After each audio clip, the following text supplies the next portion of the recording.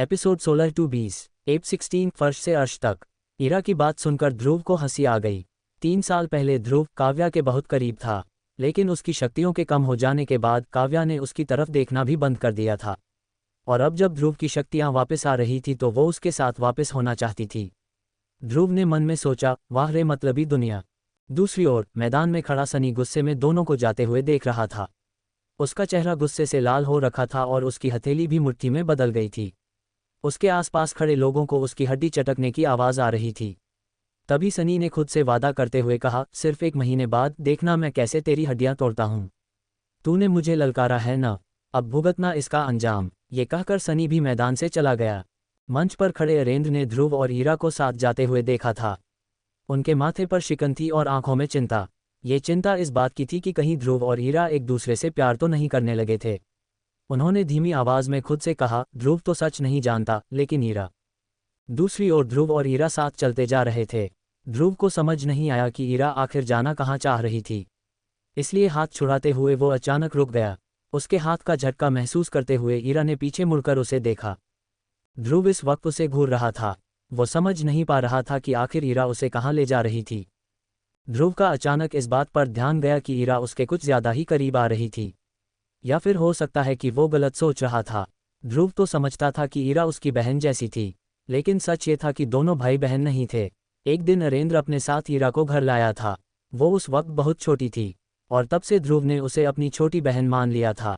उसने पिता से ये पूछने की भी कोशिश की थी कि आखिर वो थी कौन, लेकिन पिता के जवाब न देने के बाद ध्रुव ने उनसे ये सवाल करना बंद कर दिया था। ध्रुव और ईरा मैदान के किनारे पर खड़े थे। ध्रुव और ईरा दोनों इस वक्त कुछ महसूस कर रहे थे, लेकिन एक दूसरे से कुछ बोल नहीं पा रहे थे। अपनी फीलिंग्स को काबू में करते हुए ईरा ने हिचकिचाते हुए ध्रुव से कहा, ध्रुव मुझे कुछ काम से जाना है, मैं तुमसे बाद में मिलती हूँ। ईरा को थोड़ा घबराते देख ध्रुव ने उससे पूछा, क्या मैं भी तुम्हारे साथ चलूँ?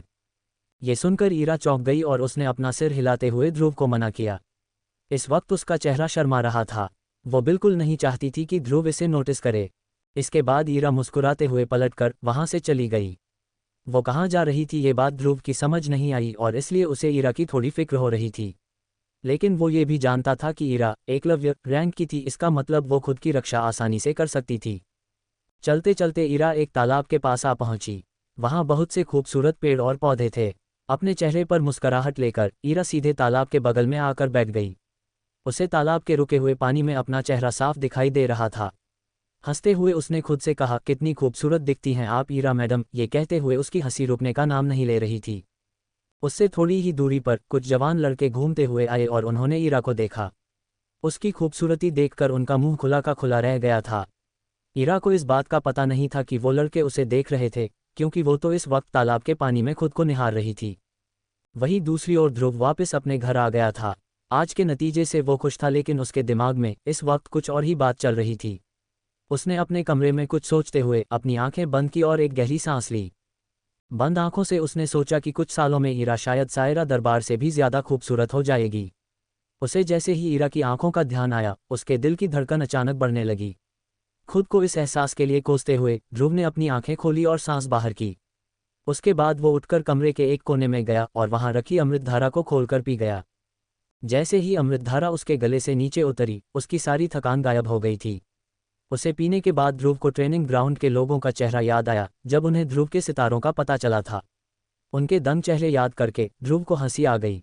उसने खुद से कहा, शक्ति शक्ति इस दुनिया में सबसे जरूरी है। जैसे ही उसने अमृतधारा की बोतल पर ढक्कन लगाया, उसे अचानक लारा की याद आ गई। इसके साथ ही उसकी मुस्कान हल्की सी नाराजगी में बदल गई और उसने कहा, मेरे पास अभी 2 साल और हैं। तैयार रहना लारा, मैं आ रहा हूं तुम्हें हराने। फिर चाहे आसमान और ज़मीन भी एक कर दो तो भी मेरा बाल बाका नहीं कर पाओगी। तैयार रहना। इतना गुस्सा शायद उसे आज तक किसी पर नहीं आया था। लारा की बातें ध्रुव के दिमाग में अभी तक गूंज रही थी। ध्रुव उसके गुरूर पर हमला तो पहले ही कर चुका था, लेकिन अब बाकी था लारा की उम्मीदों का जनाजा निकालना। गुस्से में ध्रुव की मुट्ठी बंद हो गई और उसे याद आया वो पल जब लारा ने सबके सामने उसकी बेइज्जती की थी। वो बेइज्जती ध्रुव के दिल और दिमाग पर हावी हो चुकी थी, लेकिन उसने खुद को समझाते हुए कहा, मैं आराम नहीं कर सकता। लारा चाहे जितनी भी घमंडी हो, लेकिन है तो वो अंबर दल की होने वाली लीडर। ध्रुव जानता था कि वो लारा को हल्के में नहीं ले सकता था। उसे हराने के जज्बे के साथ ध्रुव के चेहरे पर एक मुस्कुराहट आ गई। उसने फिर एक बार गहरी सांस ली और महसूस किया कि जब भी वो लारा को हराने के बारे में सोचता था तो उसे अपने अंदर एक अलग शक्ति का एहसास होता था। उसने अमृद्रा को वापस अपनी जगह पर रखकर एक बार फिर बाकी सारे ख्यालों को दिमाग से हटाते हुए ट्रेनिंग करना शुरू कर दिया। वो जानता था कि आज के नतीजे की वजह उसकी मेहनत थी। आज के नतीजे के बाद कोई भी उसे चिढ़ाने की जरूरत नहीं करेगा। अगले दिन ध्रुव जल्दी उठकर ईरा के साथ पहाड़ों के पास जाने लगा। उसके पिता अरेंद्र के बाद ध्रुव के सबसे करीब ईरा ही थी, और ध्रुव ने ईरा को यह वादा किया था कि वो उसके साथ पहाड़ देखने जरूर जाएगा। दिन भर की ट्रेनिंग के बाद ध्रुव वापस अपने कमरे में आया और अमृतधारा पीकर एक बार फिर अपनी थकान को भूल गया। उसे पहाड़ इतने अच्छे लगे कि वो हर सुबह वहां जाकर खुद को ट्रेन करने लगा। ट्रेनिंग के दौरान वो ईरा से बात भी कर लिया करता था। अक्सर ऐसा भी होता था कि शहर से गुजरते हुए उसकी मुलाकात काव्या से हो जाती थी और हर बार वो कुछ न कुछ बहाना बनाकर उससे दूर हो जाता था। उसका ये बर्ताव सिर्फ काव्या के लिए नहीं बल्कि हर उस शौर्य दल वाले के लिए था जो कुछ वक्त पहले तक उसका मजाक उड़ाया करते थे। ध्रुव ये बात समझ गया था कि जो लोग भी अचानक से उसकी इज्जत करने लगे थे वो सिर्फ उसके साथ सितारों के कारण ऐसा कर रहे थे। खुदा न करे अगर अगले ही पल उसकी शक्तियां वापस चली जाती और वो एक बार फिर कमज़ोर हो जाता तो यही लोग जो आज उसे इतनी इज्जत दे रहे थे कल को उसकी पीठ में छुरा घोंपने को तैयार हो जाएंगे। ध्रुव ये पहले भी महसूस कर चुका था और इसलिए इस बार ज़्यादा सावधानी बरत रहा था। लगभग एक महीने की ट्रेनिंग के बाद यूथ सेरेमनी के लिए सिर्फ 7 दिन बाकी रह गए थे। हालांकि महीने भर में ध्रुव ने एक भी दिन आराम नहीं किया था, लेकिन फिर भी अब तक वो 8 सितारों तक नहीं पहुंच पाया था। इस वजह से वो धीरे धीरे निराश हो रहा था। दिन घटते घटते यूथ सेरेमनी को सिर्फ 5 दिन बाकी रह गए थे। जब सेरेमनी को हफ्ता भर बाकी था तो ध्रुव ने 8 सितारे हासिल करने के लिए जी तोड़ मेहनत की, लेकिन कोई फर्क नहीं पड़ा। ध्रुव को वो नतीजे नहीं मिल रहे थे जिसकी उसे तलाश थी। अपने शरीर को तपा देने के बाद उसने ट्रेनिंग से ब्रेक लेने का सोचा ताकि उसका शरीर यूथ सेरेमनी तक बिल्कुल ठीक हो जाए। लेकिन जैसे ही उसने 8 सितारे पाने की उम्मीद छोड़ी, उसकी जिंदगी में एक चमत्कार हो गया। यूथ सेरेमनी से सिर्फ 2 दिन पहले ध्रुव जब अपने बिस्तर पर सो रहा था तभी उसने एक सपना देखा।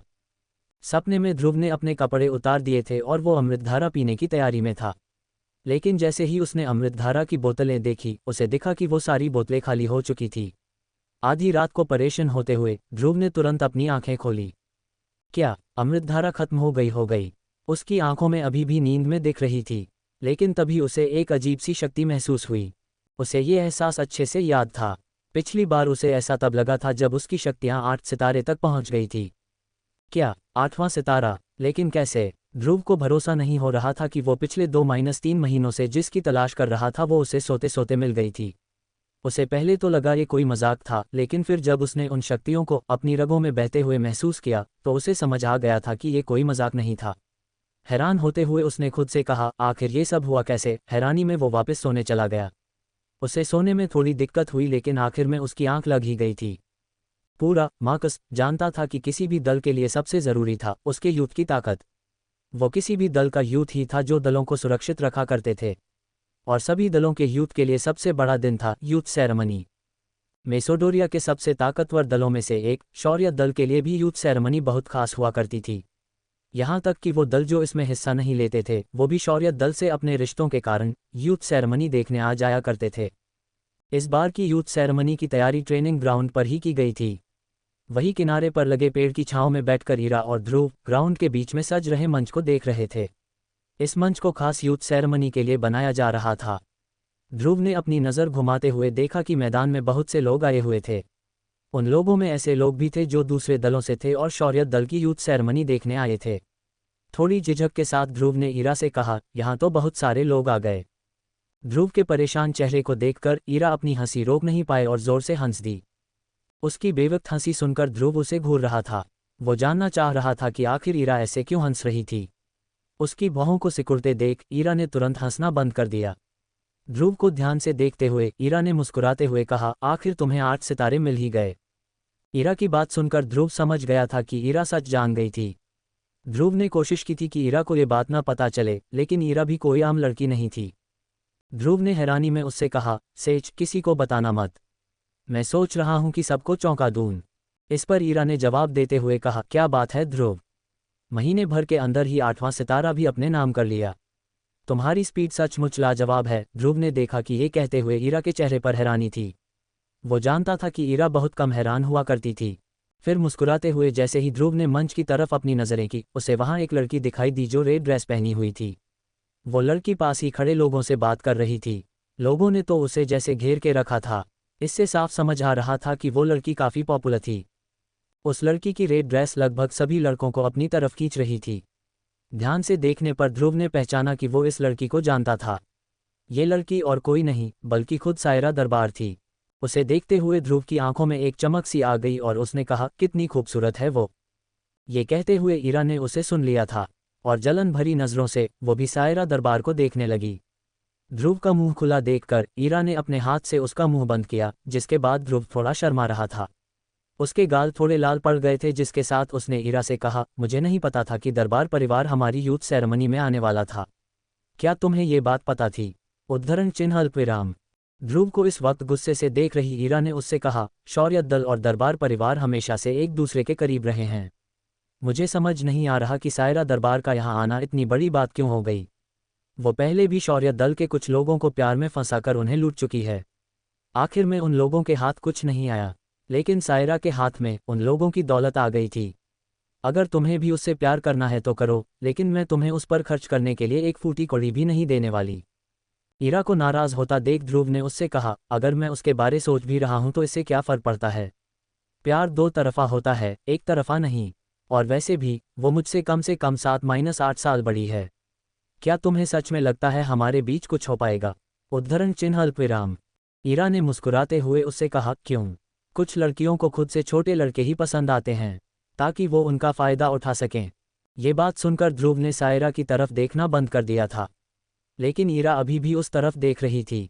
तभी अचानक उसे कोई दिखा और चौंकते हुए ईरा ने कहा, ये यहाँ क्या कर रही है? एप 17 सेरेमनी से पहले। उसकी हैरानी देखकर ध्रुव ने भी पलट कर देखना चाहा कि आखिर ईरा किसकी बात कर रही थी।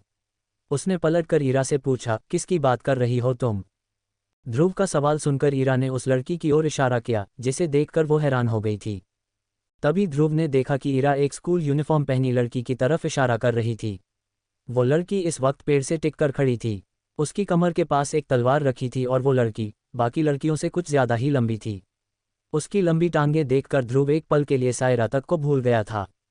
ध्रुव को जैसे ही समझ आया कि ये लंबी टांगों वाली लड़की कौन थी, उसने चौंकते हुए ईरा से कहा, सानवी, लेकिन ये तो ट्रेनिंग के लिए एकेडमी गई थी ना?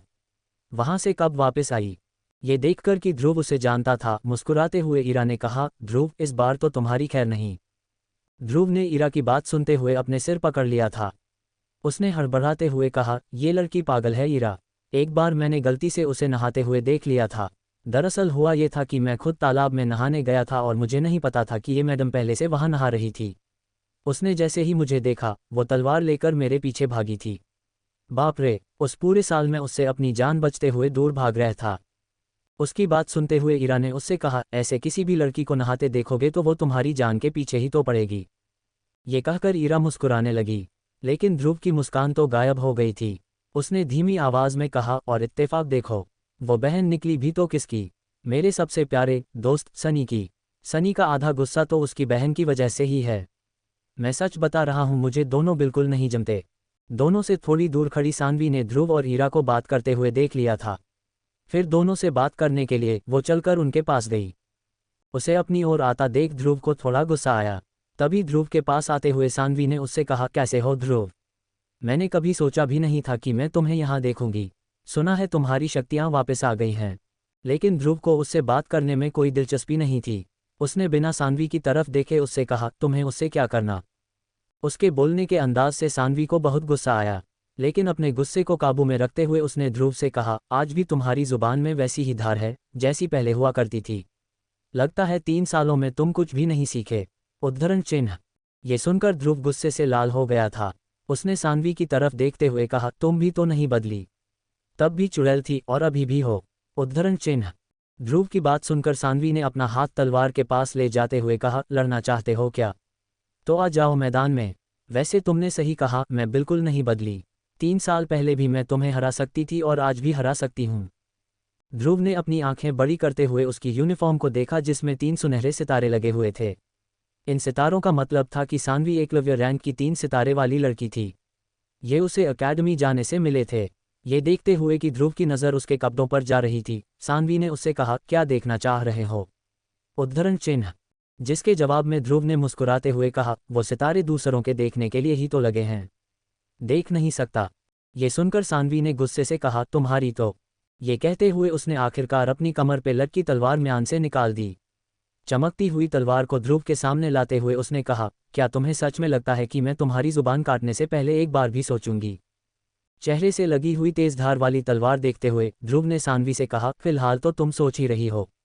ये बात कहकर ध्रुव अपने हाथों को गोल घुमाने लगा, जिससे धूल सा एक गोला उसके हाथ पर बनने लगा। उसे एकलव्य रैंक की 3 सितारे वाली सानवी से बिल्कुल डर नहीं लग रहा था।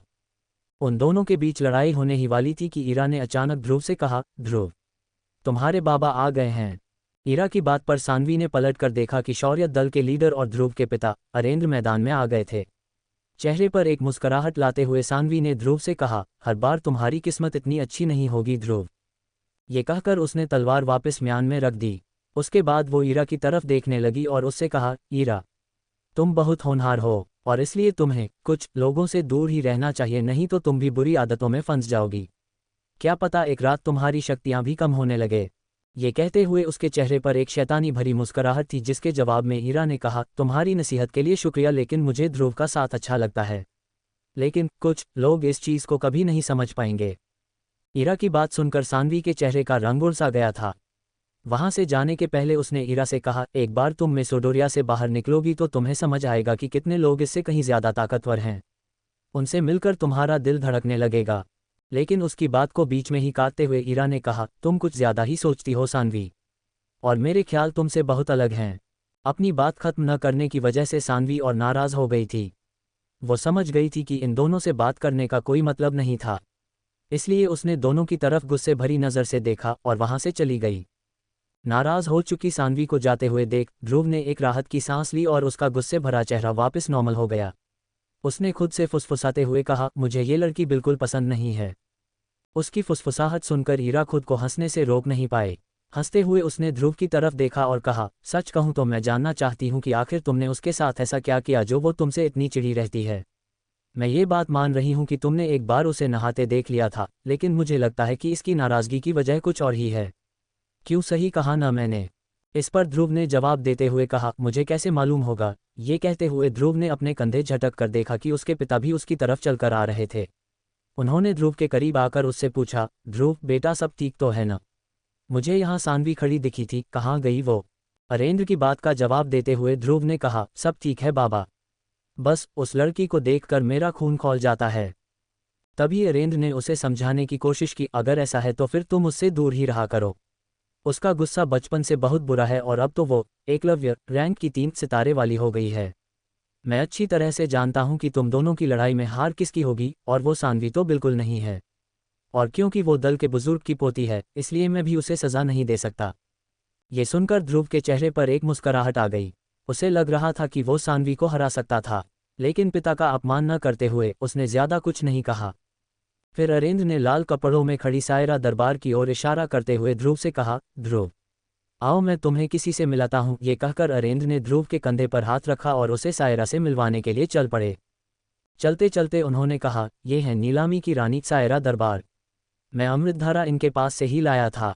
फिर जैसे ही वो सायरा के पास पहुंचे, उन्होंने कहा, सायरा, कैसी हो तुम? अरेंद्र की आवाज़ सुनकर लाल कपड़ों में खड़ी खूबसूरत आंखों वाली सायरा ने पलट कर देखा कि अरेंद्र किसी लड़के के साथ खड़े थे। उस लड़के को देखकर सायरा को ऐसा लगा जैसे शायद वो उसे पहले से जानती थी। इस वक्त ध्रुव की नज़रें सायरा के खूबसूरत चेहरे को देख रही थी। ये देखते हुए सायरा ने ध्रुव से मुस्कुराते हुए कहा, मैंने सुना है कि तुमने सिर्फ 1 साल में 4 सितारों की छलांग लगाई है। तुम्हें शायद पता नहीं होगा, लेकिन ये पूरे मेसोडोरिया के लिए खबर बन गई है। सच बताओ, आखिर ये तुमने किया कैसे? ध्रुव ने उसकी बात पर अपना सिर हिलाते हुए कहा, ये सब पिताजी की अमृतधारा का कमाल है। इसके लिए आपका शुक्रिया। ये सुनकर सायरा के चेहरे की मुस्कुराहट थोड़ी कम हो गई थी। वो सोच रही थी कि 1 साल में 4 सितारे हासिल करना एक बहुत बड़ा कमाल था। और रही बात अमृतधारा की, तो उसने खुद अमृतधारा को चेक किया था, इसलिए वो जानती थी कि अमृतधारा ने ध्रुव की मदद ज़रूर की होगी। लेकिन 4 सितारे सिर्फ उसकी वजह से, ये बात सायरा को हजम नहीं हो रही थी। ये देखकर कि वो दोनों एक दूसरे से बात कर रहे थे, अरेंद्र ने आसमान की ओर देखा और ध्रुव के कंधे पर हाथ रखते हुए कहा, यूथ सेरेमनी शुरू होने वाली है और मुझे कुछ ज़रूरी काम करने हैं। वादा करो कि तुम मेरा सिर फक्र से और ऊंचा कर दोगे। उनकी बात सुनकर ध्रुव ने अपना सिर हिलाया, जिसके बाद अरेंद्र वहां से चले गए। सायरा भी उनके पीछे वहां से जाने लगी, लेकिन उसने जैसे ही ध्रुव की आंखों में देखा, उसे कुछ ऐसा दिखा जिसे देखकर वो कुछ सोचने लगी थी। सालों बोलियां लगवाने के बाद सायरा की नज़रें बहुत पैनी हो चुकी थी। वो किसी की भी आंखों में देखकर सच का पता लगा सकती थी, लेकिन ध्रुव की आंखों में एक अजीब सी शांति थी, जैसे किसी तालाब के पानी में होती है। सायरा ने सोचा कि इतनी छोटी उम्र में अपने जज्बातों को काबू में रखना कोई आम बात नहीं थी। इसके बाद वो मुस्कुराते हुए वहां से चली गई। ध्रुव मंच के नीचे खड़ा एक लड़के को मंच के ऊपर जाते हुए देख रहा था। उसे समझ आ गया था कि यूथ सेरेमनी आखिर शुरू हो गई थी। हल्की सी चिड़चिड़ाहट के साथ ध्रुव ने कहा, ये यूथ सेरेमनी में तो बहुत ऊब जाता है आदमी। ये बात सुनकर उसके बगल में मौजूद हीरा ने मुस्कुराते हुए उससे कहा, फिर भी हम कुछ नहीं कर सकते। ये सेरेमनी पुरखों से चली आ रही है और इसे कोई नहीं रोक सकता और न ही कोई इसे रोकने की हिम्मत करेगा। उद्धरण चिन्ह अल्पविराम। ध्रुव ने ये सुनकर अपना सिर हिलाया और चुपचाप सेरेमनी देखने लगा। कुछ देर सेरेमनी देखने के बाद ध्रुव को नींद आने लगी थी। उसकी आंखें बंद होने ही वाली थी कि उसे ऐसा महसूस हुआ कि शायद कोई उसे देख रहा था। उसने आंख खोलकर देखा कि मंच के दाईं ओर सनी खड़ा होकर उसे ही घूर रहा था। उसके चेहरे से उसकी जलन साफ समझ आ रही थी, लेकिन उसे जैसे ही समझ आया कि ध्रुव ने उसे ऐसा करते देख लिया था, उसने अपनी नज़रें घुमाते हुए खुद से कहा, धत तेरी की। तभी ध्रुव ने सनी से नज़र हटाते हुए उसके बगल में खड़ी सानवी को देखा। ध्रुव की नज़र सानवी की लंबी टांगों पर जा ही रही थी कि अचानक सानवी ने उसे अपनी ओर देखते हुए पकड़ लिया। उसका गुस्से से भरा चेहरा देखकर ध्रुव तुरंत मंच की तरफ देखने लगा। ये देखकर ईरा मुस्कुराने लगी। वो चाहकर भी ध्रुव को रोक नहीं पा रही थी। लकड़ी की कुर्सी पर बैठे हुए ध्रुव एक बार फिर सेरेमनी देखने लगा था। देखते ही देखते जैसे ही एक बार फिर उसकी आंख लगने वाली थी, तभी उसकी बारी आ गई। मंच से ध्रुव का नाम सुनने के बाद सारे मेहमान और बाकी दलों के लोग ध्रुव की ओर देखने लगे। सारे दल इस यूथ सेरेमनी में आए ही इसलिए थे कि वो ध्रुव को देख पाए। ध्रुव ने पिछले कुछ दिनों से मेसोडोरिया में हलचल मचा दी थी, जिसकी खबरें सभी के पास पहुंच रही थी। इसलिए सब ये देखना चाहते थे कि जो खबर उन्हें मिल रही थी वो सच थी या महज एक अफवाह। नाम लिए जाने के बाद ध्रुव ने अपनी आंखें बंद की और एक गहरी सांस ली। फिर जैसे ही उसने अपनी आंखें खोली, उसने देखा कि सब उसे ही देख रहे थे। ये देखकर उसने अपना सिर हिलाया और उठकर मंच पर जाने लगा। यूथ सेरेमनी का संचालन शौर्य दल के दूसरे सबसे बड़े बुजुर्ग कर रहे थे। वैसे तो उन्होंने कभी ध्रुव का साथ नहीं दिया था, लेकिन ध्रुव के पिछले नतीजे के बाद उन्हें ध्रुव से अब उम्मीद होने लगी थी। झुर्रियों वाली आंखों के साथ वो ध्रुव को देख रहे थे। ध्रुव अरेंद्र का बेटा तो था ही, लेकिन उसने दल के इतिहास में अपना नाम सुनहरे अक्षरों में लिखवा लिया था। फिर बुजुर्ग ने अपनी छड़ी से घुटनों पर बैठे ध्रुव के दोनों कंधों को बारी बारी से छुआ। उसके बाद उन्होंने किसी मंत्र का जाप किया और ध्रुव के सिर पर अपना हाथ रख लिया था। कुछ मिनट उन्होंने अपना हाथ नहीं हटाया था तो बोर होकर ध्रुव ने अपनी आंखें बंद कर ली। फिर जैसे ही बुजुर्ग ने अपना हाथ उसके सर से हटाया, ध्रुव ने एक राहत की सांस ली। तभी उसे अपने माथे पर जलन महसूस होने लगी और वो समझ नहीं पा रहा था कि आखिर उस बुजुर्ग ने ये कैसे किया। फिर बुजुर्ग ने धीमी आवाज में ध्रुव से कहा, अब बारी है ध्रुव के टेस्ट की। ये कहकर उन्होंने अपने बगल में रखे शक्ति स्तंभ की तरफ इशारा किया। ध्रुव अच्छी तरह से जानता था कि बुजुर्ग क्या कहना चाहते थे। ये टेस्ट पिछले टेस्ट जैसा ही था। पिछले टेस्ट की वजह थी दल के सबसे होनहार लोगों को बाकियों से अलग करना, और इस वक्त यहाँ शौर्य दल के जितने भी लोग मौजूद थे सब 7 सितारों के ऊपर ही थे। यूथ सेरेमनी का टेस्ट पिछले टेस्ट से ज़्यादा सही था, क्योंकि ये टेस्ट खुद शौर्य दल के महादक्ष रैंक के बुजुर्ग करने वाले थे। ये दिखाता था कि लोगों के लिए यूथ सेरेमनी कितना ज़रूरी था। जैसी बुजुर्ग ने आवाज़ लगाई, वहाँ मौजूद सारे सुस्त लोग मंच की ओर ध्यान देने लगे। मुख्य मंच के बगल में मेहमानों के लिए भी एक छोटा मंच बनाया गया था। वहाँ बैठे सब लोग ध्यान से ध्रुव की तरफ देख रहे थे। वो सभी ये जानना चाह रहे थे कि ध्रुव सचमुच 7 सितारों तक पहुँच गया था या नहीं। AP-18 youth ceremony. लोगों को याद था कि 4 साल पहले भी ध्रुव के नतीजों ने सबको हिलाकर रख दिया था, लेकिन पिछले 3 सालों से किसी ने भी ध्रुव के बारे कुछ अच्छा नहीं सुना था। 3 साल पहले जो लड़का मेसोडोरिया की शान था, वो एक बार फिर मंच पर अपना टेस्ट देने आया था। न जाने इस बार नतीजा क्या होने वाला था। ग्राउंड में मौजूद सभी लोगों को नज़रअंदाज करते हुए ध्रुव धीरे धीरे शक्ति स्तंभ की ओर बढ़ा। उसे देखकर महादक्ष रैंक के बुजुर्ग आगे आए और उन्होंने अपना हाथ शक्ति स्तंभ पर रखने के लिए उठाया। ऐसा करके वो सबको बताना चाह रहे थे कि शक्ति स्तंभ अभी भी सही नतीजे दे रहा था। ऐसा इसलिए क्योंकि ध्रुव का नतीजा सुनने के बाद कुछ लोगों ने ये सवाल उठाया था कि शायद स्तंभ पुराना हो गया था और इसलिए सही नतीजे नहीं दे रहा था। स्तंभ के सामने अपना हाथ लाते हुए बुजुर्ग ने स्तंभ पर अपना हाथ रखा और नतीजा देखकर सबको भरोसा हो गया था कि कम से कम स्तंभ तो बिल्कुल सही काम कर रहा था। लेकिन सच तो ये था कि बुजुर्ग खुद भी स्तंभ को चेक करना चाहते थे। ध्रुव के साथ सितारे देखने के बाद वो भी हैरान रह गए थे, इतने हैरान कि उन्होंने अरेंद्र से सेरेमनी के पहले कहा था कि इस बार की यूथ सेरेमनी उनकी निगरानी में होगी। उन्हें लग रहा था कहीं ध्रुव के इतने अच्छे नतीजे के पीछे उसके पिता की कोई साजिश तो नहीं थी। वैसे तो वो अरेंद्र को बहुत सालों से जानते थे, लेकिन फिर भी उन्हें यह शक था कि शायद अपने बेटे की हालत देखकर ध्रुव के पिता पिघल गए थे और कुछ ऐसा कर रहे थे जो उन्हें नहीं करना चाहिए था। बुजुर्ग की झुर्रियों वाली आंखों से नजर हटाते हुए ध्रुव ने अपना हाथ उठाकर धीरे से स्तंभ पर रखा। जैसे ही ध्रुव ने अपना हाथ स्तंभ पर रखा, सान्वी नतीजा जानने के लिए बेचैन होने लगी और इसी बेचैनी में उसने पीछे मुड़कर अपने भाई सनी से सवाल किया, क्या सच में ये 7 सितारों तक पहुंच गया है? सान्वी ये सवाल इसलिए कर रही थी क्योंकि वो 2 दिन पहले ही मेसोडोरिया वापस लौटी थी। उसने एकेडमी से तो कुछ दिनों की छुट्टी ले ली थी, लेकिन वो पिछले टेस्ट को नहीं देख पाई थी और इसलिए ध्रुव के नतीजे पर शक कर रही थी। अपनी बहन के मुंह से ध्रुव का जिक्र सुनते ही सनी ने कहा, हाँ, लेकिन मुझे अभी भी लगता है कि उसने चीटिंग थी। नहीं तो कैसे कोई 1 साल में 4 सितारों की छलांग मार सकता है? उद्धरण चिन्ह अल्पविराम। सान्वी समझ गई थी कि सिर्फ वही नहीं थी जिसे ध्रुव के नतीजे पर शक था, बल्कि उसके जैसे बहुत से और लोग भी थे, जिनमें से एक उसका भाई सनी भी था। तभी सान्वी ने गुस्से में ध्रुव की तरफ देखते हुए खुद से कहा, जब तक मैं खुद अपनी आंखों से नतीजा नहीं देख लेती तब तक पिछले नतीजे पर भरोसा नहीं करूंगी। फिर एक गहरी सांस लेने के बाद उसने कहा, ध्रुव ने अगर पिछली बार चीटिंग की भी थी तो इस बार वो महादक्ष बुजुर्ग के चेक किए हुए स्तंभ से बच नहीं पाएगा। और इसके पहले कि वो अपनी बात खत्म कर पाती, उसने स्तंभ पर चमकते हुए शब्द देख लिए। स्तंभ को देखने के बाद वो कुछ कह नहीं पाए। मंच पर रखे गए शक्ति स्तंभ पर सुनहरे अक्षरों में लिख हुआ था, 0 रैंक 8 सितारे। ये देखकर मैदान में मौजूद सभी लोग अचानक शांत हो गए। कुछ देर पहले मैदान में जो हलचल मची हुई थी वो अब सन्नाटे में बदल गई थी। सबकी आंखें ध्रुव के नतीजे पर ही गड़ी हुई थी। मंच के बगल में जो छोटा मंच था जिसे मेहमानों के लिए बनाया गया था, वहां से चाय के प्यालों के गिरने की आवाज आई। वहां बैठे लोग पूरी तरह से हैरान हो गए थे। वो लोग यहाँ ये देखने आए थे कि क्या ध्रुव सचमुच 7 सितारों तक पहुंच गया था। लेकिन शक्ति स्तंभ पर 8 सितारे देखकर सभी के चेहरों पर 12 बजे हुए थे। 1 साल में 4 सितारों की छलांग अब 1 साल में 5 सितारों की छलांग बन गई थी। इस स्पीड को सिर्फ एक ही शब्द में बयां किया जा सकता था और वो शब्द था अद्भुत। आपस में फुसफुसाते हुए मेहमानों ने एक दूसरे से कहा, शौर्य दल ने एक बार फिर सबको हैरान कर दिया। वो लोग सोच रहे थे कि शौर्य दल का एक लड़का जो पिछले 3 सालों से 3 सितारों पर अटका हुआ था, अचानक से 8 सितारों पर पहुंच गया था। इसका मतलब साफ था कि शौर्य दल का भविष्य सही हाथों में था। ये सुनकर किसी दूसरे मेहमान ने कहा, इस स्पीड से तो ये 10 साल में शक्ति सम्राट बन जाएगा। ये सुनते ही सारे मेहमानों के मुंह से एक आह निकल गई। सब जानते थे कि अगर रोहान साम्राज्य के किसी भी दल में कोई शक्ति सम्राट रैंक पर पहुंच गया तो ये उस दल बहुत बड़ी बात होगी। वो दल बाकी दलों में अपनी पकड़ मजबूत कर लेगा। साम्राज्य के 3 सबसे बड़े दल यानी दरबार परिवार, जयान परिवार और शिराज परिवार के साथ शायद शौर्य दल का भी नाम जुड़ जाए, क्योंकि पूरे रोहान साम्राज्य में शक्ति सम्राट रैंक के सिर्फ कुछ ही लोग थे। जब कोई 0 रैंक वाला शक्ति सम्राट रैंक पर पहुंचता तो इसका मतलब था कि वो आसमान से लेकर समंदर तक को हिला देने की ताकत रखता था। वो अकेले ही 10,000 लोगों से लड़ सकता था और ऐसे आदमी या औरत से कोई दल पंगा नहीं लेना चाहता था, क्योंकि सब जानते हैं कि अगर ऐसा हुआ तो नतीजा क्या होगा।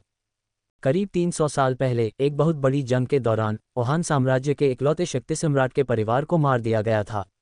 गुस्से में आकर उस शक्ति सम्राट ने अकेले 10,000 योद्धाओं को मौत के घाट उतार दिया था। उसके बाद दोनों साम्राज्यों ने जंग रोकने का फैसला किया और उस शक्ति सम्राट को शांत करने में लग गए थे। उस दिन से लेकर आज तक किसी की हिम्मत नहीं हुई कि कोई किसी शक्ति सम्राट को नाराज करे। साथ ही साथ वो लोग एक शक्ति सम्राट की काबिलियत भी अच्छे से जानते थे। इसलिए सभी लोग ध्रुव के नतीजे को देखकर शौर्य दल से मन ही मन जल रहे थे। वही मंच पर बैठे अरेंद्र ने भी स्तंभ पर लिखे सुनहरे शब्दों को पढ़ा और इस बात की खुशी मनाई कि उन्होंने एक शेर को पैदा किया था। वो शेर जो शायद पूरे शौर्य दल की तकदीर बदलने वाला था। उन्होंने अपनी परवरिश पर नाज करते हुए खुद से कहा, मेरा बेटा एक दिन पूरे मार्कस में मेरा नाम रोशन करेगा। अरेंद्र ध्रुव को अच्छी तरह से जानते थे। उन्हें याद था जब ध्रुव बहुत छोटा था तो उनकी तरफ ऐसे देखता था जैसे अरेंद्र उसके पिता नहीं बल्कि कोई अनजान आदमी थे। लेकिन वक्त के साथ साथ ध्रुव की अपने पिता से नज़दीकियां बढ़ती गई। गुजरे हुए वक्त को याद करते हुए अरेंद्र की आंखें नम हो गई और उनके चेहरे पर एक हल्की सी मुस्कुराहट आ गई थी। वो अच्छी तरह से जानते थे कि उनका बेटा किन हालातों से गुजरकर इस मुकाम तक पहुंचा था। तभी उन्हें देखते हुए सायरा दरबार ने उनसे कहा, अरेंद्र जी, आपका बेटा सचमुच बहुत खास है। मुझे पूरा भरोसा है कि आपका बेटा काबिल के साथ साथ बहुत कामयाब भी होगा। उसमें कुछ ऐसी बात तो है जो मैंने किसी और में नहीं देखी। ये सुनकर अरेंद्र की मुस्कुराहट हंसी में बदल गई और उन्होंने खुश होते हुए सायरा को जवाब दिया, ये लड़का बहुत अजीब है। कभी कुछ ऐसा कर देता है कि सब हैरान हो जाते हैं और कभी कुछ ऐसा कि सब परेशान हो जाते हैं। तुम्हें तो पता ही होगा 3 साल से उसकी शक्तियां बढ़ ही नहीं रही थी और सभी ने ये मान लिया था कि ध्रुव का सफ़र शायद ज़्यादा लंबा नहीं था। लेकिन मेहनत और सच्चाई का नतीजा देखो, आज एक बार फिर ध्रुव ने अपने हुनर से सबको साबित कर दिया कि वो कभी हार नहीं मानेगा। उद्धरण चिन्ह अल्पविराम। ये सुनकर सायरा मुस्कुराने से खुद को रोक नहीं पाए। वो नहीं जानती थी कि ध्रुव की शक्तियां रहेंगी या फिर से चली जाएंगी, लेकिन इस वक्त सिर्फ एक चीज़ मायने रखती थी और वो थी ध्रुव की काबिलियत, जिसकी वो मन ही मन फैन हो गई थी। उसने मंच पर खड़े ध्रुव की तरफ मुस्कुराते हुए देखा और अपने दिमाग में एक प्लान बना लिया था। उसने सोचा वो शौर्य दल से अपनी नज़दीकियां बढ़ाएगी ताकि वो ध्रुव के और करीब आ सके।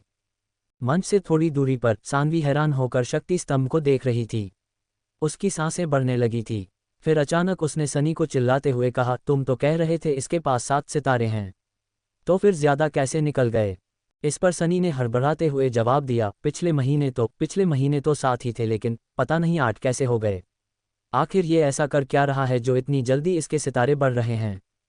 ये देखते हुए कि सनी भी इस बात से उतना ही चौंक गया था जितना कि खुद सानवी चौंक गई थी, उसने सनी से कहा, महीने भर में 7 सितारे से 8 सितारे होना कैसे मुमकिन है? वो तो 3 साल पहले भी इतना तेज नहीं था। 1 साल में 5 सितारों की छलांग, मुझे तो सुनकर ही चक्कर आ रहा है। इस रफ्तार से तो वो कुछ ही वक्त में हमारी अकेडमी की सबसे ताकतवर मैडम की बराबरी करने लगेगा। लेकिन ये कैसे हो सकता है? बहन की बात का जवाब देते हुए सनी ने कहा, मुझे कैसे पता होगा? ध्रुव के नतीजे से सनी भी परेशान हो गया था। उसने परेशानी में इरा की तरफ देखा, जो इस वक्त ध्रुव को देखकर बहुत खुश दिख रही थी। वो तो खुशी के मारे तालियां भी बजा रही थी। ये देखते हुए सनी ने बहुत ज़्यादा गुस्से में कहा, मैं इसे नहीं छोड़ूंगा। सनी इरा को दिल से पसंद करता था, लेकिन इरा उसे पूरी तरह से नज़रअंदाज करती थी। इस वक्त सनी के दिल में जलन की आग धधक रही थी। उसने इसी आग में ध्रुव की तरफ देखा, जिसके चेहरे पर कुछ हासिल करने की खुशी थी। ध्रुव ने इसी खुशी के साथ महादक्ष बुजुर्ग से पूछा, महादक्ष जी, क्या मेरा टेस्ट खत्म हुआ? उसने ये सवाल धीमी आवाज़ में पूछते हुए अपना हाथ स्तंभ से हटा लिया था। जैसे ही उसने ऐसा किया, बुजुर्ग ने चौंकते हुए उसकी तरफ देखा और कहा, तुम्हारा टेस्ट? हाँ, तुम्हारा टेस्ट पूरा हुआ। वो बुजुर्ग इस वक्त खोए हुए थे। वो इस बात के सदमे में थे कि आखिर ध्रुव ये नामुमकिन काम कैसे कर पा रहा था। वो हर टेस्ट में दूसरों को चौंकाने में कामयाब हो रहा था। बुजुर्ग इस चीज़ को समझ नहीं पा रहे थे कि ध्रुव ने 1 साल में 5 सितारे कैसे हासिल कर लिए थे। लेकिन सच्चाई को अपने सामने देखकर उन्हें ये मानना ही पड़ा कि ध्रुव ने ऐसा कर दिखाया था। स्तंभ पर से सुनहरे शब्द गायब हो गए थे, लेकिन शब्दों के गायब होने के बाद भी वहां मौजूद लोगों की हैरानी अभी भी बरकरार थी।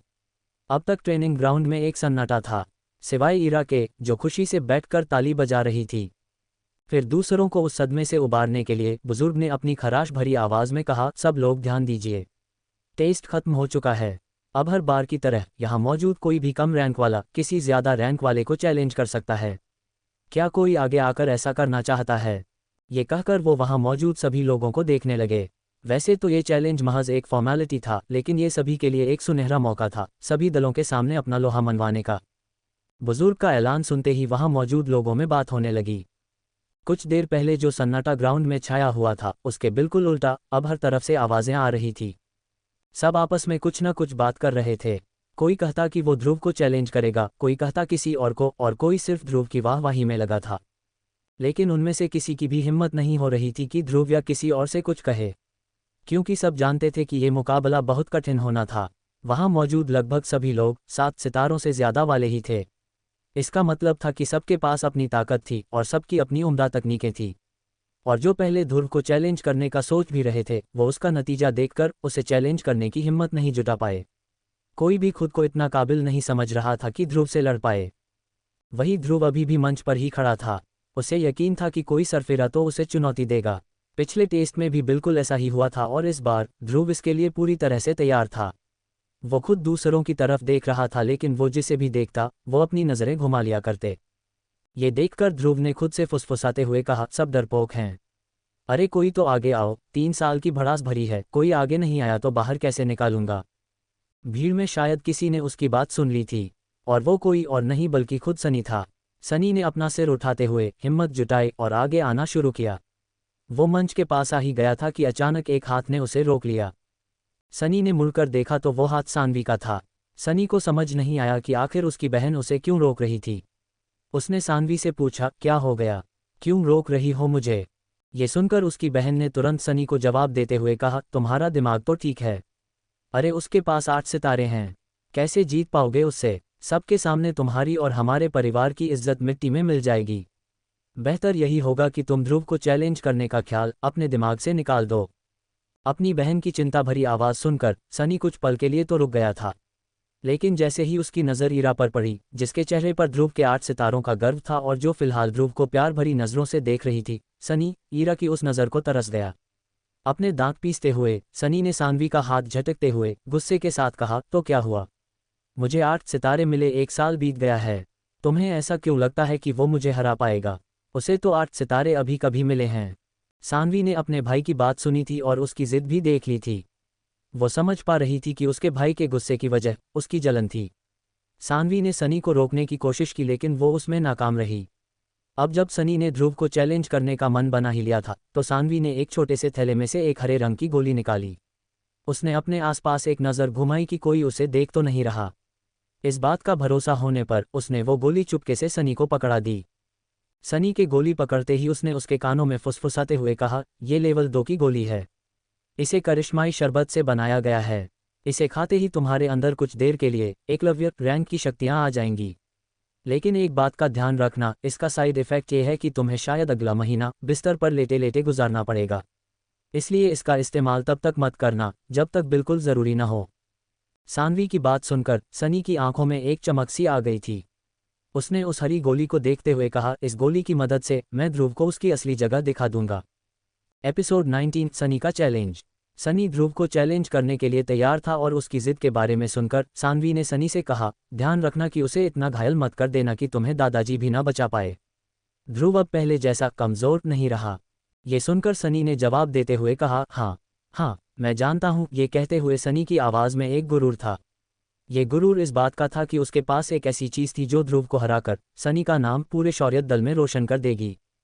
उसी गुरूर के साथ मुस्कुराते हुए सनी ने ईरा की तरफ देखा और खुद से कहा, मैं तुम्हें हासिल करके रहूंगा ईरा, चाहे इसके लिए मुझे ध्रुव को हराना ही क्यों ना पड़े। फिर आगे बढ़ते हुए सनी ने अपना हाथ उठाया और मंच की ओर चिल्लाते हुए कहा, मैं तुम्हें चैलेंज करता हूँ ध्रुव। ये सुनते ही वहां मौजूद सभी लोग चौंक गए थे और उनकी नज़र सनी पर चली गई। सब ये देखना चाह रहे थे कि आखिर कौन ध्रुव को चैलेंज करने की हिम्मत कर रहा था। सबका ध्यान अपनी ओर खींचने पर सनी के चेहरे पर गुरूर साफ दिखाई दे रहा था। उसे आज तक इतने सारे लोगों को इम्प्रेस करने का मौका नहीं मिला था, लेकिन आज उसने सोचा कि ये सिर्फ एक शुरुआत थी। वो आगे सिर्फ मेसोडोरिया ही नहीं बल्कि पूरे मार्कस को बता देना चाहता था कि वो ध्रुव से बहुत ज़्यादा ताकतवर था। सनी को मंच पर आते देख बुजुर्ग के माथे पर शिकन आ गई। उन्होंने मेहमान कक्ष में बैठे दूसरे बुजुर्ग की ओर देखा, जिनके चेहरे पर हल्की सी नाराज़गी झलक रही थी। वो सनी के इस फैसले से नाराज़ थे क्योंकि वो भी जानते थे कि ध्रुव अब कमज़ोर नहीं था। लेकिन सनी ने बुजुर्ग के चेहरे पर परेशानी नहीं देखी और मुस्कुराते हुए मंच पर चढ़ गया। मंच पर चढ़ने के बाद उसने एक कदम आगे बढ़ाते हुए ध्रुव से कहा, ध्रुव, मैं देखना चाहता हूं कि तुम सच में लड़ भी सकते हो या सिर्फ शक्तियां ही बढ़ाते रहोगे। ये सुनकर ध्रुव ने मुस्कुराते हुए अपना सिर हिलाया, लेकिन सनी की बात का जवाब नहीं दिया। क्योंकि सनी अब मंच पर पहुंच चुका था, बुजुर्ग के पास कोई और रास्ता नहीं था और इसलिए उन्होंने सबके सामने ऐलान किया, सनी ने ध्रुव को चैलेंज किया है। ध्रुव, क्या तुम सनी का चैलेंज स्वीकार करना चाहोगे?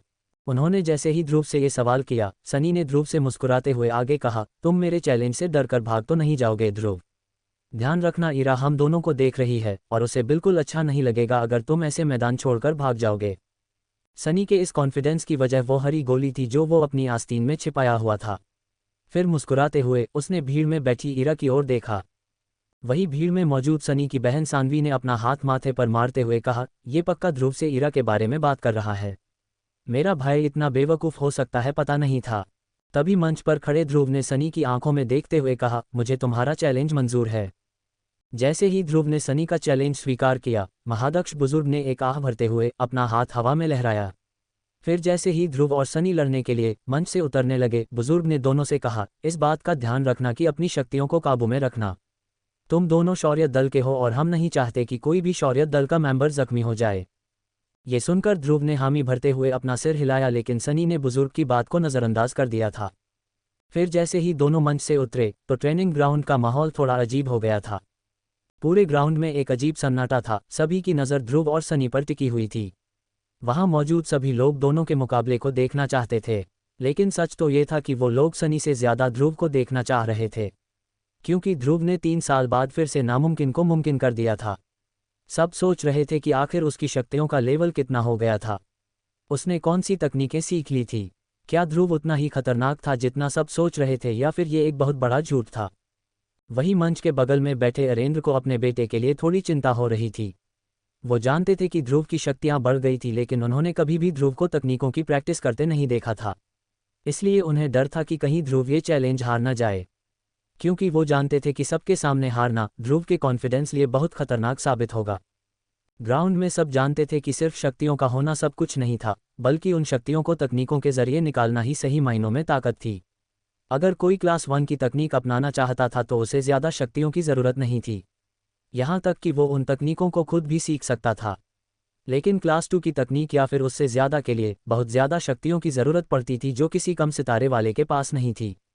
और इन तकनीकों को सीखने के लिए किसी ट्रेनर की भी ज़रूरत पड़ती थी। पिछले कुछ सालों में अरेंद्र ने नहीं सुना था कि ध्रुव शौर्य दल के किसी ट्रेनर के पास जा रहा था, इसलिए उसे समझ नहीं आया कि ध्रुव तकनीकों का इस्तेमाल आखिर कैसे करेगा। वहीं दूसरी ओर वो ये भी जानते थे कि सनी शौर्य दल के सबसे अच्छे ट्रेनर से ट्रेनिंग ले रहा था। उन्हें मालूम था कि सनी 8 सितारों के साथ साथ क्लास 1 की 3 तकनीकें भी सीख चुका था। इनमें से कोई भी तकनीक ध्रुव को हराने में सनी की मदद कर सकती थी। इसलिए उन्हें लगा कि ध्रुव ने शायद बिना सोचे समझे चैलेंज के लिए हाँ कर दिया था। मैदान में खड़े ध्रुव और सनी को देखते हुए अरेंद्र के बगल में बैठी सायरा ने उनसे कहा, क्या लगता है आपको अरेंद्र, क्या ध्रुव ये मुकाबला जीत पाएगा? अरेंद्र ने अपना ध्यान सायरा की तरफ करते हुए कहा, पता नहीं ध्रुव का क्या होगा। ध्रुव तकनीकों में अच्छा नहीं है, और उसे अभी कभी 8 सितारे मिले हैं, जबकि सनी को 8 सितारे 1 साल पहले ही मिल गए थे।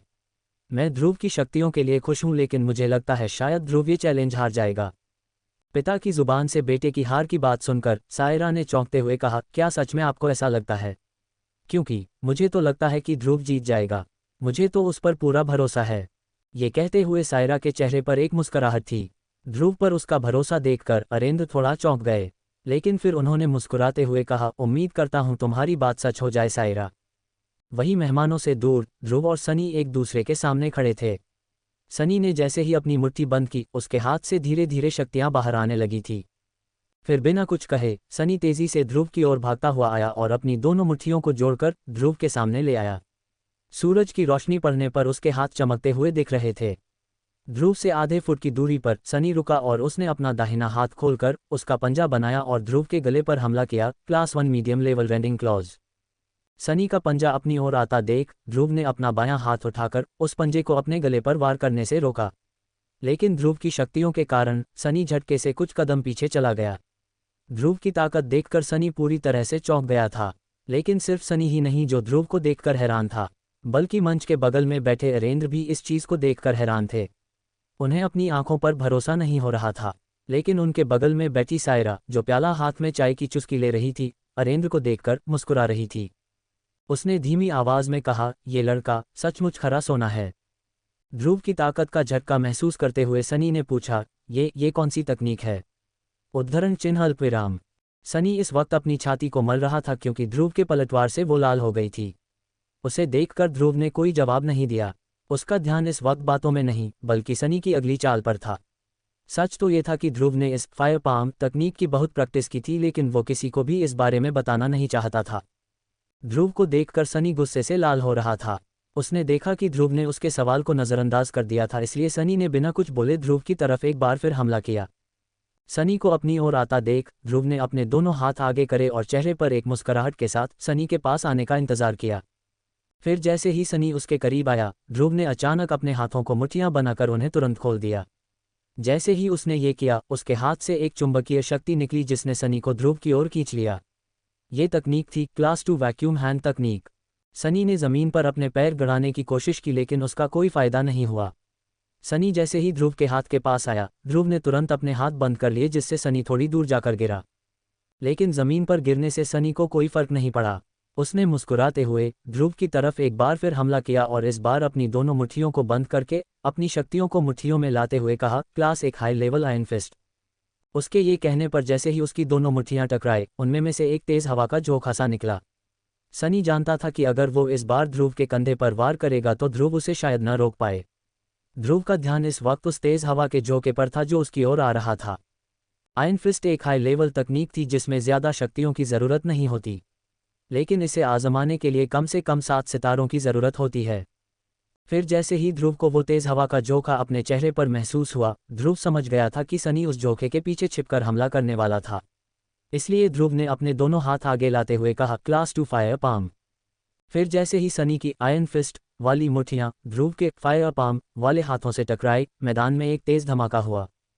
उस धमाके से वहां मौजूद सभी लोग डर गए थे।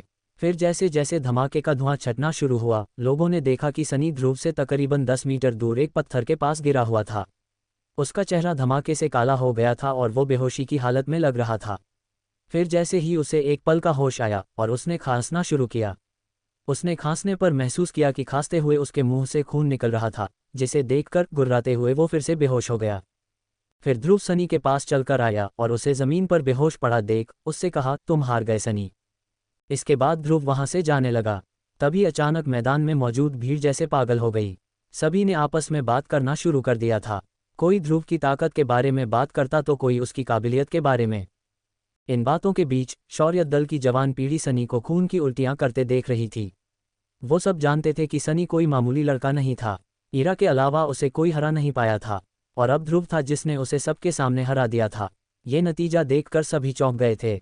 वही भीड़ में खड़ी सानवी इस बात पर विश्वास नहीं कर पा रही थी कि आखिर ध्रुव ने उसके भाई को कैसे हरा दिया था, वो भी इतनी जल्दी। फिर गुस्से में बड़बड़ाते हुए उसने कहा, मैं इसे छोड़ूंगी नहीं। लेकिन ये इतना ताकतवर आखिर हुआ कैसे, और उसे ये तकनीक सीखने का वक्त कब मिला। सानवी इस बात से हैरान थी कि ध्रुव ने जो तकनीकें इस्तेमाल की थी उसके लिए 7 सितारे पाना ज़रूरी था, और 7 सितारे तो ध्रुव को महीने भर पहले ही मिले थे। इसका मतलब ये था कि ध्रुव ने सिर्फ 1 महीने के अंदर इन तकनीकों में महारत हासिल कर ली थी। इस बात को सोचकर सानवी का मुंह खुला का खुला रह गया। वही मंच के बगल में बैठी सायरा दरबार ध्रुव के नतीजे से बहुत खुश थी। उसे इस बात का अंदाज़ा था कि ध्रुव में कुछ तो ऐसी बात थी जो बाकी सबसे अलग थी। उसने मुस्कुराते हुए अरेंद्र से कहा, ध्रुव सिर्फ ताकतवर नहीं है बल्कि उसकी तकनीक भी बहुत आगे पहुंच गई है। उसे देखकर लगता है कि उसने इन तकनीकों की काफ़ी प्रैक्टिस की है। मुझे तो लगता है कि आप मुझसे झूठ बोल रहे थे कि उसकी तकनीक कमज़ोर है। सायरा की बात सुनकर अरेंद्र भी मुस्कुराने से खुद को रोक नहीं पाए। वैसे उनकी बात सच थी। तकनीक सीखने के लिए एक ट्रेनर की ज़रूरत होती है और सायरा को मन ही मन लग रहा था कि खुद अरेंद्र ने ध्रुव को ट्रेन किया होगा और वो सायरा से ये बात छुपाना चाह रहे थे। वही अरेंद्र की हंसी की वजह थी कि उन्हें भरोसा नहीं हो रहा था कि आखिर ध्रुव ने ये तकनीकें सीखी कहाँ से थी। इनमें से कुछ तकनीकें तो उन्हें भी नहीं आती थी। शौर्य दल की तमाम तकनीकों को जानने के बाद भी अरेंद्र ने ध्रुव की तकनीकों को पहली बार देखा था। इसलिए अरेंद्र को ये बात समझ आई कि ध्रुव ने आज जिन क्लास 2 की तकनीकों का इस्तेमाल किया था वो तकनीकें शौर्य दल की तो नहीं थी। अगर ऐसा था तो ध्रुव ने वो तकनीकें सीखी कैसे और किससे। ये सोचते हुए अरेंद्र ने मेसोडोरिया के सबसे अच्छे ट्रेनर्स की तरफ देखा जो भीड़ में बैठे हुए थे। लेकिन वो लोग भी हैरान होकर अरेंद्र को देख रहे थे क्योंकि वो भी ये जानना चाहते थे कि आखिर ध्रुव ने ऐसी तकनीकें सीखी कहाँ से थी। अरेंद्र समझ गए थे कि ये तकनीकें मेसोडोरिया के किसी ट्रेनर ने तो ध्रुव को नहीं सिखाई थी, क्योंकि वो खुद इतने हैरान होकर ध्रुव को देख रहे थे। इसका मतलब ध्रुव किसी बाहर के आदमी से ट्रेनिंग ले रहा था। लेकिन कौन? ये सोचते हुए अरेंद्र ने ध्रुव की तरफ देखा और खुद से कहा, इस लड़के ने अपने पास न जाने कितने राज छुपा कर रखे हैं। F20 मैदान में सनी जमीन पर पस्त पड़ा हुआ था। उसे देखकर महादक्ष बुजुर्ग ध्रुव हैरान हो गए थे। वही ध्रुव ने उन्हें देखते हुए अपना सिर झुका लिया। सनी को बुरी तरह से हराने के बाद भी उसके चेहरे पर गुरूर की एक झलक भी नहीं थी, बल्कि वो तो बुजुर्ग के सामने झुककर उनका आदर कर रहा था। सनी को जमीन पर देखकर आह भरते हुए दूसरे बुजुर्ग ने अपना हाथ ऊपर हवा में उठाया। इस इशारे के साथ वो चैलेंज को खत्म करना चाहते थे, लेकिन तभी उनकी नज़र सनी पर पड़ी जो अचानक उठकर खड़ा हो गया। उसे देखकर ऐसा लग ही नहीं रहा था कि कुछ देर पहले उसने किसी से लड़ाई भी की थी। फिर उसने अपनी मुट्ठियां बंद करते हुए अपने पैर को जोर से जमीन पर पटका। ये मैदान में मौजूद सभी लोगों के लिए एक इशारा था कि लड़ाई अभी खत्म नहीं हुई थी। उसके कलाइयों में शक्ति घूमने लगी थी और अचानक वो जोर से गुर्राने लगा। फिर उसने ध्रुव की तरफ देखा और उसे देखते ही सनी का गुस्सा और ज्यादा बढ़ गया। उसने अपने मुंह पर से खून पोंछते हुए चिल्लाकर कहा, ध्रुव, अब तेरी खैर नहीं। ये कहकर वो तेजी से ध्रुव की तरफ भगा, जिसे देखकर महादक्ष बुजुर्ग ने उसे रोकने की कोशिश की। ठहर जाओ सनी। उद्धरण चिन्ह अल्पविराम। लेकिन सनी को उनकी बात सुनाई नहीं दे रही थी। इस वक्त उसके दिमाग में सिर्फ गुस्सा सवार था, जिसकी वजह से वो ध्रुव की ओर किसी पागल सांड की तरह भाग रहा था। सच तो ये था कि सनी ने सानवी की दी हुई गोली खा ली थी और अब उसमें इतनी ताकत आ गई थी जितनी शायद उसने पहले कभी महसूस नहीं की थी। भागते भागते सनी गुस्से से अपने दांत पीसने लगा। ये देखकर वहां मौजूद सभी लोग घबरा गए थे। मंच के बगल में बैठे अरेंद्र भी समझ नहीं पा रहे थे कि आखिर हो क्या रहा था। हारने के बाद भी सनी में इतनी ताकत कैसे बाकी थी।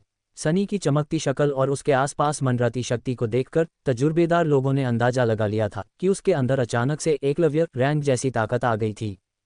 हैरानी में सायरा ने फुसफुसाते हुए खुद से कहा, इस लड़के ने तो करिश्माई गोली खाई है। सायरा समझ गई थी ये कमाल किसी गोली का ही था, लेकिन इसके पहले कि वो कुछ बोल पाती, उसकी बात सुनकर अरेंद्र ने बहुत गुस्से में कहा, सनी एक चीटर है। ये कहते हुए अरेंद्र ने अपना हाथ सामने रखी टेबल पर जोर से दे मारा। उनकी आंखें गुस्से से लाल हो रखी थी और इसी गुस्से के साथ उन्होंने पलटते हुए बुजुर्ग से कहा, अगर मेरे बेटे को कुछ हुआ तो मैं तुम्हारे पोते के साथ साथ पूरे शौर्य दल का सर्वनाश कर दूंगा। उद्धरण चिन्ह। अरेंद्र जानते थे कि उनका बेटा सनी से ज्यादा मेहनती और काबिल था। अगर सनी के कारण गलती से भी उसे कोई गहरी चोट आ गई तो बुजुर्ग का साथ भी सनी के लिए काफी नहीं होगा। अरेंद्र को इतने गुस्से से घूरते हुए देख बुजुर्ग के माथे पर शिकन आ गई। वो जानते थे कि अरेंद्र उनके दल का सबसे काबिल योद्धा था और उसके गुस्से को शांत कराना बिल्कुल आसान नहीं था। यही सब सोचते हुए बुजुर्ग खुद से कुछ बड़बड़ाने लगे। वो भी जानते थे कि अगर ध्रुव पहले वाला कमजोर ध्रुव होता तो शायद शौर्य दल इतना परेशान नहीं होता। लेकिन अब दल के लोग ये तक मान रहे थे कि ध्रुव एक दिन शक्ति सम्राट बन जाएगा, और ऐसे में आज उसके साथ कुछ गलत हुआ तो दल वाले बुजुर्ग को कभी माफ नहीं करेंगे। बुजुर्ग ने एक बार फिर सनी को रोकने की कोशिश की, लेकिन सनी ने गुस्से में उन्हें नजरअंदाज कर दिया। वो अब तक ध्रुव के बिल्कुल पास पहुंच गया था और चिल्लाते हुए उसने ध्रुव से कहा, आयरन माउंटेन फिस्ट्स। ये कहकर उसने अपनी दोनों हाथों को मुट्ठियों में बदला और ध्रुव की तरफ बहुत जोर से वार किया। सनी के हाथ अपने चेहरे के पास आते देख ध्रुव तुरंत नीचे झुककर उससे बचा। उस हमले से निकली तेज हवा ध्रुव को अपने बालों में महसूस हुई। फिर अचानक ध्रुव ने जमीन पर गोल घूमते हुए सनी से थोड़ी दूरी बनाई। उसे खुद से दूर जाता देख सनी के चेहरे पर एक मुस्कुराहट आ गई थी। वो समझ गया था कि इस बार मुकाबला टक्कर का होना था। वही सनी से थोड़े दूर होकर ध्रुव फिर से अपनी लड़ने की पोजीशन में आ गया। फिर एक पल रुककर उसने सनी पर हमला करना शुरू किया। वही मंच पर बैठे महादक्ष बुजुर्ग ने अपना पैर मंच पर मारते हुए कहा, गधे हैं दोनों। ध्रुव को अपनी ओर आता देख सनी ने एक बार फिर अपनी मुट्ठी से ध्रुव पर हमला किया। वही ध्रुव ने भी अपनी मुट्ठी से सनी पर हमला करते हुए कहा, ऑक्टेन ब्लास्ट। फिर जैसे ही उन दोनों की मुट्ठियां एक दूसरे से टकराई, एक धमाका सा हुआ। धमाके को देखकर बुजुर्ग परेशानी में आ गए। धुआं छटने पर उन्होंने देखा कि सनी के मुंह से फिर से खून आने लगा था, लेकिन सनी के मुंह से ध्रुव को भी थोड़ी चोट आ गई थी। मगर अपनी चोट को नजरअंदाज करते हुए ध्रुव ने गुस्से में अपनी शक्तियों को इकट्ठा कर सनी पर एक बार फिर जोर से हमला किया। ध्रुव ने जैसे ही सनी पर हमला किया तो सनी किसी पत्ती की तरह उड़ता हुआ मैदान के एक कोने में जा गिरा। ये देखकर बुजुर्ग की आंखें घबराहट से भर गई थी। उन्हें समझ आ गया था कि ध्रुव सच में बहुत ज्यादा ताकतवर हो गया था, और अगर शौर्य दल को ओहान साम्राज्य का सबसे ताकतवर दल बनना था तो ये ध्रुव के बिना कभी नहीं हो पाएगा। वही मैदान एक कोने में अधमरी हालत में पड़े हुए सनी को देखकर पूरे मैदान में एक अजीब सा सन्नाटा छा चुका था। उन्होंने ध्रुव को देखा जो चोटिल हालत में हांफते हुए खड़ा था, लेकिन उसके चेहरे पर दर्द नहीं झलक रहा था। ऐसा लग रहा था कि उसे दर्द सहने की आदत हो गई थी। मैदान में मौजूद कोई भी भरोसे के साथ ये नहीं कह सकता था कि आखिर उन लोगों ने जो देखा था वो हकीकत थी या सपना। सभी ने हारे हुए सनी को खड़े होकर वापस लड़ते देखा था और फिर से हारते हुए भी। सनी की ताकत को देखकर कोई भी ये नहीं कह सकता था कि इस बार भी ध्रुव की ही जीत होगी, और वो भी ध्रुव के सिर्फ एक मुक्के के साथ। मैदान में खड़े ध्रुव को देखकर सायरा ने अपने गोरे हाथों से अपना मुंह छुपा लिया था, क्योंकि वो नहीं चाहती थी कि कोई भी उसे ध्रुव की जीत पर इतना खुश होता देखे। उसने मन ही मन सोचा, आखिर ये कौन से लेवल की तकनीक थी? क्लास 2, लेकिन ये कैसे हो सकता है? उसे अपनी बढ़ती धड़कन महसूस हो रही थी। क्लास 2 की तकनीक सीखना बहुत ज़्यादा मुश्किल था, इसलिए ज़्यादा लोग इसे सीख नहीं पाते थे। कुछ देर ध्रुव के बारे में सोचने के बाद अचानक उसे एक चीज़ का ध्यान आया। शौर्य दल की सबसे बड़ी तकनीक क्लास 2 लेवल की फिशर लाइन तकनीक थी, और उसने जो कुछ देर पहले अपनी आंखों के सामने देखा था वो फिशर लाइन तकनीक तो बिल्कुल नहीं थी। तो आखिर ध्रुव ने ये तकनीक सीखी कैसे और कहाँ से? क्योंकि एक बात तो पक्की है कि ध्रुव को ये तकनीकें अरेंद्र जी ने तो बिल्कुल नहीं सिखाई थी। तो फिर ध्रुव ने ये तकनीक कहाँ से सीखी? ये सोचते हुए सायरा ने चुपके से अरेंद्र की ओर देखा। उसने देखा कि अरेंद्र के चेहरे पर इस वक्त हैरानी का भाव था, जिससे वो ये भी समझ गई थी कि ये तकनीकें अरेंद्र भी पहली बार देख रहे थे। इसका मतलब था कि ये तकनीकें शौर्य दल की तो नहीं थी। फिर अपने सामने रखे चाय के प्याले को देखते हुए सायरा ने खुद से सवाल किया, अरेंद्र जी ने नहीं सिखाया तो फिर किसने सिखाया? सायरा ने देखा था कि ध्रुव ने कितनी अच्छी तरह से तकनीकों को अपनाया था।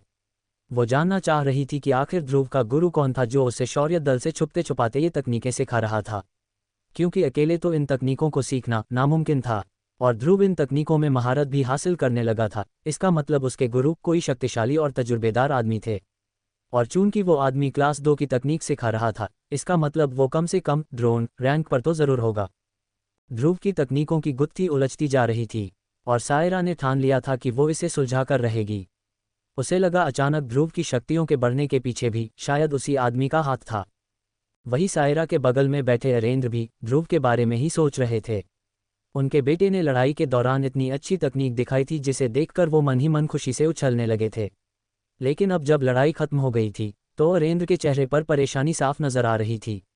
तभी उन्होंने एक गहरी सांस लेते हुए खुद से कहा, शायद कोई मेरी पीठ पीछे ध्रुव को ट्रेन कर रहा है, लेकिन कौन हो सकता है? तभी उन्होंने अपनी दाढ़ी खुजाते हुए मैदान में मौजूद सभी की तरफ देखा। उस भीड़ को देखते देखते अरेंद्र की नज़र अचानक ईरा पर आ रुकी, जो इस वक्त चेहरे पर मुस्कुराहट के साथ ध्रुव को देख रही थी। ये देखकर अरेंद्र ने घबराते हुए सोचा, कहीं ध्रुव की ट्रेनर ईरा तो नहीं? इसी बात के साथ ध्रुव की तकनीकों का राज अरेंद्र के दिमाग में घूमने लगा। उन्हें लगा क्योंकि ध्रुव और ईरा एक दूसरे के इतने करीब थे तो शायद ईरा ही ध्रुव को ट्रेन कर रही होगी। लेकिन वो ये बिल्कुल नहीं जानते थे कि सच उनकी आंखों से बहुत दूर एक छोटी सी अंगूठी में छिपा हुआ था। दूसरी ओर ध्रुव ने सनी को हारने के बाद एक चैन की सांस ली। धीरे धीरे उसका शरीर हल्का नर्म होने लगा और उसके आसपास मंडराती शक्ति भी गायब होने लगी। अपनी नज़रें घुमाते हुए ध्रुव ने सानवी को देखा, जो भागते हुए अधमरी हालत में पड़े सनी को उठाने आ रही थी। लेकिन ध्रुव को सनी पर जरा भी दया नहीं आई। अगर उसने क्लास 2 की तकनीकें नहीं सीखी होती तो शायद आज वो सनी की जगह ज़मीन पर अधमरा पड़ा रहता। और क्योंकि बाकी सारे लोग भी सनी पर दया नहीं खा रहे थे, इसलिए ध्रुव ने भी सनी की मदद नहीं की। फिर अपने हाथों को जेब में डालते हुए वो मंच के पास पहुंचा और महादक्ष बुजुर्ग को देखते हुए कहा, क्या अब लड़ाई खत्म हुई? ध्रुव की हिम्मत भरी आवाज़ सुनकर बुजुर्ग ज़्यादा कुछ कह नहीं पाए और सिर्फ अपने सिर हिलाते रहे। फिर जैसे ही ध्रुव मुड़कर जाने लगा, उसे मैदान के किसी कोने से आवाज़ आई, वहीं रुक जाओ ध्रुव। ये सुनकर ध्रुव ने पलट कर देखा कि आखिर कौन उसे पुकार रहा था। तभी उसे दिखा कि सानवी खून से रंगे हाथों के साथ ध्रुव की ओर चलते हुए आ रही थी। उसकी आंखों में गुस्सा और आवाज़ में बदले की भावना थी। ये देखकर मंच पर से बुजुर्ग ने आवाज़ लगाई, सानवी अब तुम क्या चाहती हो? लेकिन सानवी ने बुजुर्ग की बात को नज़रअंदाज कर ध्रुव से आगे कहा, तुम अपने भाई को इतनी बेरहमी से कैसे मार सकते हो? सानवी की बात सुनकर ध्रुव को हंसी आ गई।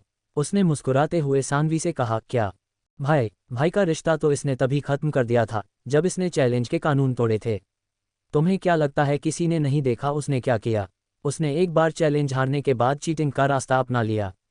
हम सब जानते हैं कि इसने करिश्माई गोली खाई थी जिससे इसकी ताकत इतनी बढ़ गई थी। क्या गोली खाते वक्त उसे भाई का ख्याल नहीं आया? अगर उसकी जगह मैं वहां पड़ा होता तो क्या सनी से भी तुम इतना ही गुस्सा होती? एक बार बहन की नज़रों से नहीं बल्कि शौर्य दल की मेंबर की नज़रों से देखो, और फिर बताओ गलती किसकी थी? एक के बाद एक सवाल पूछे जाने पर सानवी थोड़ा सहम गई थी, लेकिन उसका गुस्सा अभी शांत नहीं हुआ था। उसने उसी गुस्से के साथ ध्रुव की आंखों में देखते हुए कहा, मुझे तुम्हारा लेक्चर नहीं सुनना है। मैं सिर्फ इतना जानती हूँ कि तुमने मेरे भाई को जख्मी किया है और इसलिए अब मैं तुम्हें चैलेंज करती हूँ। अगर तुझमें हिम्मत है तो मेरा चैलेंज एक्सेप्ट कर। सानवी की चैलेंज वाली बात सुनकर मंच पर से बुजुर्ग ने उसे डांटते हुए कहा, सानवी अपना चैलेंज तुरंत वापस लो। ये जगह तुम्हारे चैलेंज के लिए नहीं है। यहाँ सिर्फ एकलव्य रैंक से कम वाले किसी को चैलेंज कर सकते हैं। लेकिन सानवी तो उनकी बात मानने से रही। उसने गुस्से में अपना निचला होंठ दांतों से दबाते हुए ध्रुव से कहा, हिम्मत है तो मुझसे लड़कर दिखाओ। ध्रुव के दिमाग में इस वक्त बहुत कुछ चल रहा था। उसने सोचा क्या सान्वी पागल हो गई थी। ध्रुव कुछ देर पहले उसके भाई से लड़ा था जिसके कारण वो अब थक गया था, और अब उसे अपनी हिम्मत साबित करने के लिए एकलव्य रैंक की 3 सितारों वाली लड़की से लड़ना होगा, जिसका नतीजा उसके लिए हार ही होना था। लेकिन ध्रुव को उकसाते हुए सान्वी ने आगे कहा, क्या तुम एक लड़की के चैलेंज से घबरा गए? क्या मेसोडोरिया का शिरोमणि एक लड़की से डर गया? ध्रुव को साफ समझ आ रहा था कि सान्वी उसे उकसाने की कोशिश कर रही थी, लेकिन अब बात उसकी इज्जत की थी, क्योंकि सान्वी ने सभी के सामने ध्रुव को ललकारा था। ध्रुव ने चैलेंज एक्सेप्ट करने लिए के लिए जैसे ही अपना कदम बढ़ाया तो उसे अपने पीछे किसी के हंसने की आवाज़ सुनाई दी। फिर जैसे ही ध्रुव ने चौंकते हुए पीछे मुड़कर देखा तो उसे दिखा कि इरा हंसते हुए उसके पास आ रही थी। इरा जैसे ही ध्रुव के पास पहुंची, उसने सान्वी को देखते हुए कहा, सान्वी, तुम देख रही हो कि ध्रुव इतना थक चुका है, फिर भी तुम उसे चैलेंज कर रही हो। ये तो एक थके आदमी का फायदा उठाना हुआ। अगर तुम सच में लड़ना चाहती हो तो क्यों ना मेरे साथ दो दो हाथ हो जाए। इरा की बात सुनकर ध्रुव ने उसे पीछे करते हुए उससे कहा, तुम्हें यहाँ आने की क्या ज़रूरत थी इरा? इरा ने ध्रुव की बात का कोई जवाब नहीं दिया और चुपचाप सान्वी को देखती रही। फिर उसने जैसे सान्वी को उकसाना शुरू किया, सान्वी, एक तो तुम ध्रुव से उम्र में भी बड़ी हो और ऊपर से ट्रेनिंग के लिए एकेडमी भी गई हो। इन बातों को देखते हुए मुझे तुम्हारा चैलेंज सही नहीं लग रहा है, और अगर तुम्हारी इतनी ही हारने की इच्छा हो रही है तो मुझे तुम्हें हराकर बहुत खुशी मिलेगी। उद्धरण चिन्ह। आगे की कहानी सुनने के लिए हमारे चैनल AI स्टोरी अंकुश को सब्सक्राइब करें।